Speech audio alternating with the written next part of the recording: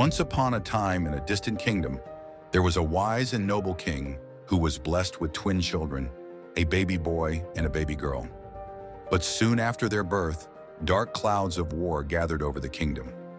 Fearing for his children's safety, the king made a difficult decision. When they were just 5 months old, he sent the twins away to a far-off village to live among commoners, their true identities hidden from all. Years passed, and the twins grew up believing themselves to be ordinary villagers. They lived simple lives, unaware of their royal bloodline.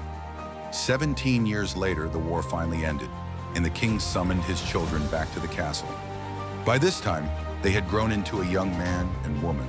Imagine their shock when they learned the truth. The king was their real father, and they were, in fact, a prince and princess. Returning to the castle was no easy task for them. They had spent their entire lives living as commoners, accustomed to the ways of the village. Now they were expected to embrace their royal roles, rebuild their relationship with the king and queen, and live as heirs to the throne, preparing to carry on the kingdom's legacy. But here's a question to consider. Did they need to act and behave a certain way to become a prince and princess? Or were they already royalty, and that's why they were expected to behave in a particular way? What if they rejected their royal identity and chose to return to the village, living as commoners once more? Would their behavior change?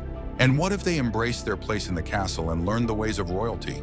How would they carry themselves by the time they turned 30, fully knowing their true identity? This is much like our identity as Christians.